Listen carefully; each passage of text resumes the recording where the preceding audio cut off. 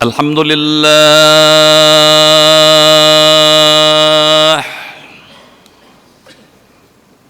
Alhamdulillahilladzi nahmaduhu wa nasta'inuhu wa nastaghfiruh. Wa na'udzu billahi min syururi anfusina wa sayyiati a'malina.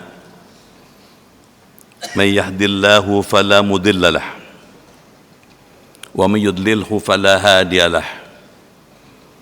Asyhadu an la ilaha illallah wahdahu la syarika lah wa asyhadu anna sayyidana wa nabiyyana Muhammadan abduhu wa rasuluh la nabiyya ba'dah.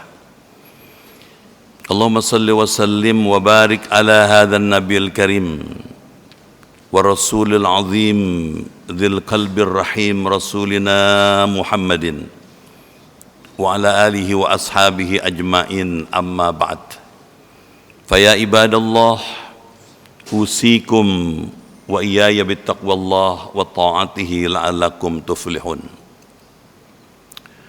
Ma'asyiral muslimin, jamaah Jum'ah yang dimuliakan dan dirahmati Allah Subhanahu wa taala.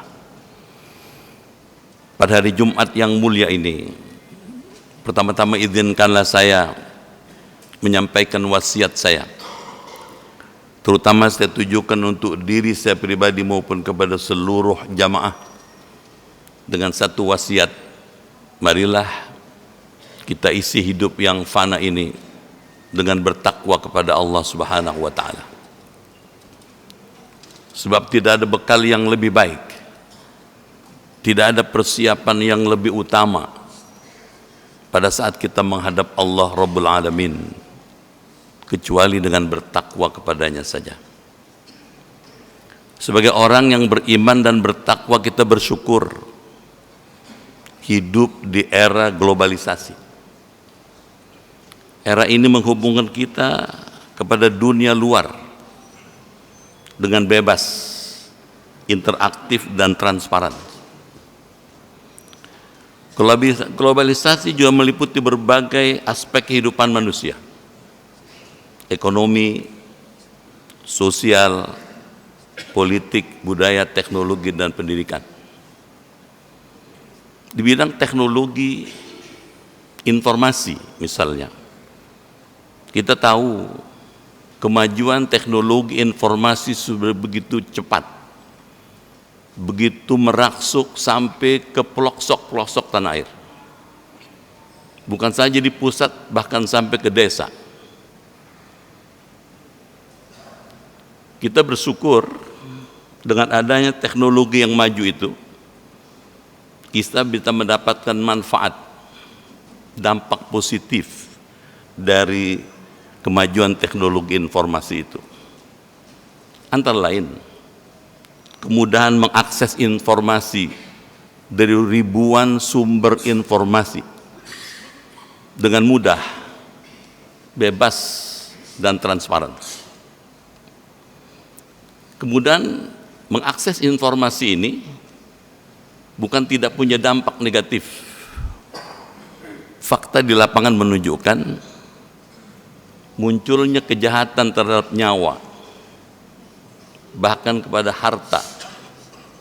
Salah satu sebabnya karena orang mengadopsi informasi dari luar tanpa filter.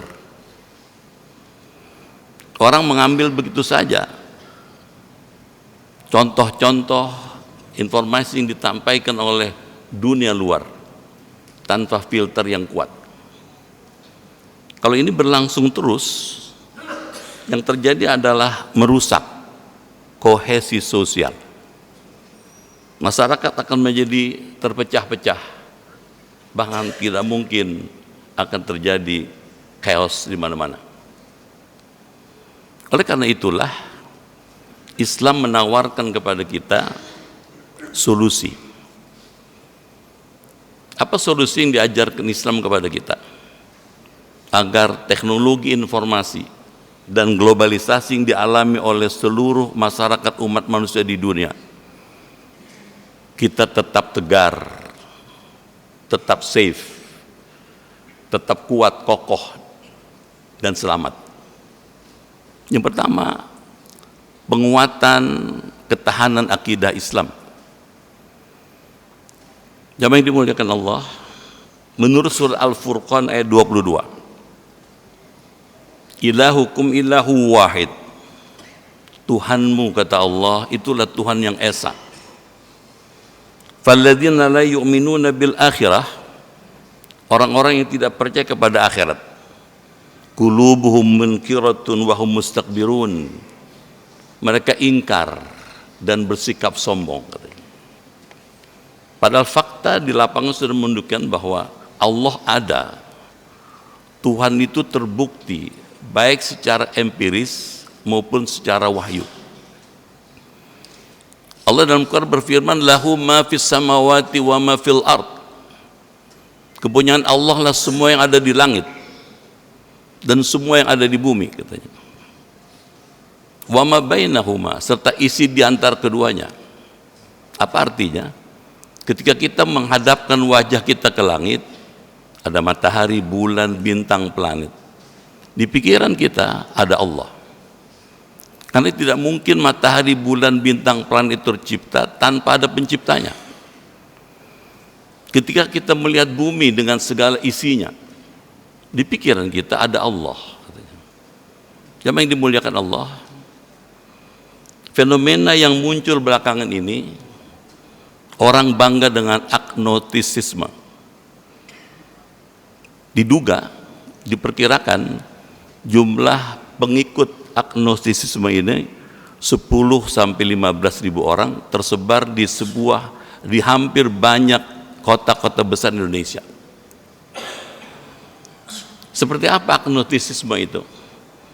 Mereka tidak mengafirmasi adanya Tuhan, tapi juga tidak menegasikan adanya Tuhan. Berbeda dengan ateisme, mereka tidak percaya sekali dengan Tuhan katanya. Jamaah yang dimuliakan Allah, orang-orang yang punya paham, yang bangga dengan agnostisisme itu disebut Allah dalam suratul Kahfi 105. Ulaika alladzina kafaru bi ayati rabbihim wa liqa'ihi.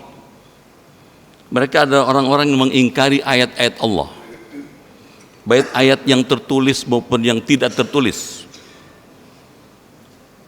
Mereka tidak percaya dengan pertemuan dengan Allah nanti di hari kiamat. Orang seperti ini kata Allah, fahabitat a'maluhum, akan sia-sialah seluruh amal kebaikannya. Fala nuqimu lahum yaumal qiyamati wazna, dan kami kata Allah nanti dia akan menimbang amal mereka sama sekali. Jamaah yang dimuliakan Allah, kalau gitu globalisasi kita terima sebagai sesuatu yang alamiah apa adanya, tetapi kita mesti punya ketahanan akidah, kekuatan syariah, dan kebaikan akhlak yang tinggi. Di bidang pendidikan misalnya, globalisasi mengajarkan bahwa turunnya hujan adalah proses alamiah. Penguapan yang terjadi di laut, di darat, danau, sungai, naik ke atas, bertemu dengan awan, didorong oleh angin, pada poin tertentu, titik tertentu jatuh air. Tidak ada intervensi Tuhan di situ. Kalau menurut Quran, jatuhnya hujan di suatu kawasan itu atas izin Allah, atas kehendak Allah. Berapa banyak turunnya di situ? Kenapa turun di situ sekian banyak? Semua sudah diprogram oleh Allah. Apa kata Allah dalam surat Saba ayat kedua? Ya'lamu ma yaliju fil ard. Dia tahu apa yang masuk ke dalam bumi. Wa ma yakhruju minha. Allah juga tahu apa yang keluar dari bumi. Wa ma yanzilu minas sama, apa yang turun dari langit. Artinya air yang turun dari langit sepenuhnya atas kontrol Allah. Jamaah yang dimuliakan Allah, wa ma ya'ruju fiha, dan apa yang naik ke atas langit. Wa huwa rahimul ghafur, dia maha penyayang lagi maha pengampun. Jamaah yang dimuliakan Allah, informasi Qur'ani seperti ini penting untuk membentengi arus kuatnya agnostisisme. Lalu apa Islam mengajarkan kepada kita? Yang kedua, untuk menghadapi kuatnya globalisasi yang kita yakini terus berkembang terus, Islam mengajarkan hiduplah konsisten, katanya. Dalam surat Fussilat Allah berfirman, innal ladzina qalu, sesungguhnya orang-orang yang berkata, Rabbunallah, cuma Allah yang kami sembah. Jamaah yang dimuliakan Allah, orang-orang ini punya akidah yang kuat, punya keimanan yang mantap, punya keyakinan yang tidak tergoyahkan. Cuma Allah yang kami sembah, katanya. Tsumma istaqamu, kemudian mereka konsisten. Dalam bahasa Quran, istiqomah, teguh pada pendiriannya, ajak dalam sikap dan perilakunya. Tatanazzalu alaihimul malaikah, orang seperti ini, kata Allah, akan turun para malaikat ke dalam hatinya, dan malaikat itu akan membisikkan, alla takhafu wa la tahzanu, jangan takut, kata Allah, jangan khawatir, melalui malaikatnya. Wa abshiru bil jannah, dan malaikat akan membisikkan ke dalam hati orang itu surga, diperlihatkan surga, dibisikkan surga itu ke dalam hatinya. Allati kuntum tu'adun, yang selama ini dijanjikan Allah kepadanya. Yang dimuliakan Allah, timbul pertanyaan berikutnya, bagaimana kita bisa mengukur kita punya ketahanan akidah yang kuat, atau dalam bahasa agama yang baik, bagaimana kita bisa mengukur kita sudah istiqomah atau belum dalam beragama? Kita sudah konsisten belum dalam memegang teguh agama ini? Syekh Abu Laits As-Samarqandi, seorang ulama masyhur dunia, beliau mengatakan sedikitnya ada 10 indikator untuk mengukur apakah kita sudah istiqomah atau belum. Apakah kita bisa safe menghadapi gelombang kemajuan zaman yang begini dahsyat? Ukuran yang pertama, Abu Laits mengatakan berdasarkan petunjuk Quran, orang itu tidak suka gosip, tidak suka ghibah, katanya. Kenapa? Karena ghibah merusak, gosip itu merusak dirinya, merusak masyarakat, bahkan negara. Apa kata Allah? La yaghtab ba'dukum ba'dha, janganlah sebahagian kamu menggunjing sebahagian yang lain, kata gitu. Dalam hadis katakan al-ghibah asyaddu minaz zina, gosip itu, kata Rasulullah, lebih besar dosanya dibandingkan zina. Yang kedua, orang yang istiqomah adalah orang yang tidak prejudice, tidak buruk sangka. Allah dalam Quran mengatakan, ya ayyuhalladzina amanu ijtanibu katsiran minadh dhann inna ba'dadh dhanni itsmun. Hai orang yang beriman, jauhilah olehmu sangka-sangka itu, katanya. Karena sangka-sangka itu dosa, kata Allah. Buruk sangka dosa, katanya. Kalau orang buruk sangka dalam level apapun, dalam organisasi apapun, di masyarakat, bahkan di tempat yang lain, akan merusak tatanan masyarakat dan organisasi itu. Sikap yang ketiga untuk mengukur apakah kita sudah istiqomah atau belum, tidak bersikap pejoratif, suka melecehkan orang. Apa kata Allah dalam Quran? Ya ayyuhalladzina amanu la yaskhar qaumun min qaumin asa ayyakunu khairum minhum. Hai orang yang beriman, kata Allah, janganlah sesuatu kaum merendahkan, menghina, melecehkan kaum yang lain. Asa ayyakunu khairum minhum, boleh jadi yang dilecehkan, yang direndahkan, yang dihina itu jauh lebih baik dibandingkan yang menghina. Indikator yang keempat, apakah kita sudah istiqomah atau belum? Abu Laits merujuk pada ayat Quran. Kata Abu Laits, orang yang istiqomah, yang bisa tetap safe, aman dalam zaman apapun, daerah apapun, kalau dia punya sifat al-muhafadzah ala salawatil khams, menjaga, memelihara konsistensi dalam melaksanakan sholat 5 waktu. Allah dalam Quran berfirman, hafidhu ala salawati wa salatil wusta wa qumu lillahi qanitin. Jaga dan pelihara lo, jaga dan peliharalah sholatmu 5 waktu katanya. Syaratnya rukun, wajib, sunnah, dan waktunya. Wa salatil wusta, terutama sholat pertengahan. Wa qumu lillahi qanitin, tegakkanlah sholat dengan sungguh-sungguh.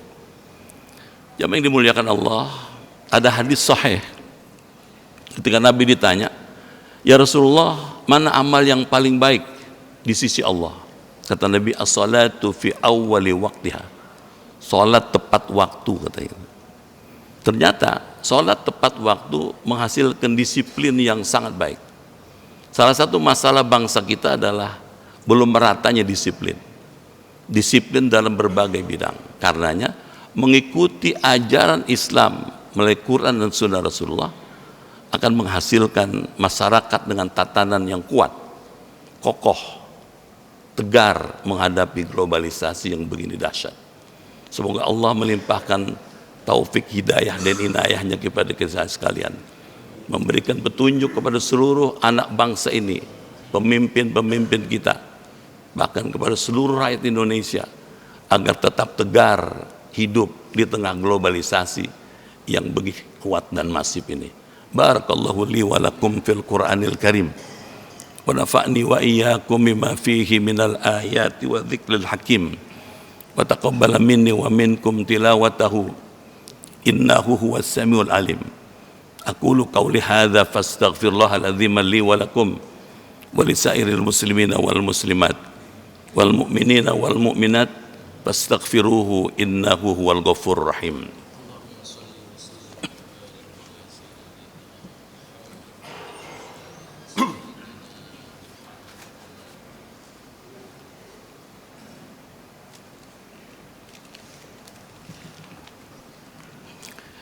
Alhamdulillah alladzi ja'ala taqwa libasas salihin. Ahmadu subhanahu wa ta'ala hamda abdin mu'tarifin bisidqil yakin. Asyhadu an la ilaha illallah wahdahu la syarikalah, al-malikul haqqul mubin. Wa asyhadu anna sayyidana wa nabiyyana Muhammadan abduhu wa rasuluh, sayyidul awwalin wal akhirin. Allahumma shalli wa sallim ala sayyidina Muhammadin wa ala alihi wa ashabihi ajma'in. Amma ba'd. Fa ya ayuhan nas ittaqullaha haqqa tuqatih wa la tamutunna illa wa antum muslimun. Hadirin jamaah Jumat yang dimuliakan Allah, pada khutbah yang kedua pada Jumat kali ini saya ingin menyampaikan pesan Rasul 15 abad yang silam yang sampai sekarang masih amat relevan untuk kita jadikan panduan. Dalam sebuah hadis yang sahih, beliau mengatakan, "May ya'ish minkum ba'di." Siapa yang hidup setelah aku wafat, fasayara ikhtilafan katsiran. Pastilah akan mengalami begitu banyak perbedaan pendapat, perselisihan di mana-mana. Hidup dengan kontroversi. Apabila kamu mengalami zaman seperti itu, pesan Rasul, fa'alaikum bisunnati, pegang teguhlah sunnahku, kata Rasulullah. Orang yang memegang teguh sunnah tadi disebut ahlu sunnah. Wa sunnatil khulafa'ir rasyidin, dan sunnah khalifahku yang 4, Abu Bakar, Umar, Utsman, dan Ali, disebut wal jamaah. Berdasarkan hadis sahih ini, kita bisa selamat sampai menutup hidup ini, sampai akhir zaman, kalau kita bermanhaj, sistem beragama yang bertopang pada cara ahlus sunnah wal jamaah. Begitu As-Samarqandi memberikan pesan yang disampaikan kepada kita sekalian melalui Rasulullah. Qala Allah Ta'ala fil Qur'anil Karim, inna Allah wa malaikatahu yusalluna 'alan nabi يا أيها الذين آمنوا صلوا عليه وسلموا تسليما اللهم صل وسلم على سيدنا محمد الأوه وعلى آله وأصحابه ومواله وارض اللهم عن أصحاب أبي بكر وعمر وعثمان وعلي وسائر أصحاب نبيك أجمعين وعن التابعين ومن تبعهم بإحسان إلى يوم الدين اللهم اغفر للمؤمنين والمؤمنات والمسلمين والمسلمات الأحياء منهم والأموات إنك سميع قريب مجيب الدعوات ويا قاضي الحاجات برحمتك يا أرحم الراحمين اللهم أرنا الحق حقا وارزقنا اتباعه وأرنا الباطل باطلا وارزقنا اجتنابه اللهم إنا نسألك العفو والعافية والمعافاة الدائمة في الدين والدنيا والآخرة اللهم اصرف عنا من البلاء والوباء والفحشاء والمحنة ما ظهر منها وما بطن ومن بلدان المسلمين عامة ومن بلدنا إندونيسيا خاصة ومن بلدنا إندونيسيا خاصة ربنا آتنا في الدنيا حسنة وفي الآخرة حسنة وقنا عذاب النار عباد الله إن الله يأمر بالعدل والإحسان وإيتاء ذي القربى وينهى عن الفحشاء والمنكر والبغي يعظكم لعلكم تذكرون فاذكروا الله العظيم يزدكم ويهديكم ولذكر الله أكبر أقيموا الصلاة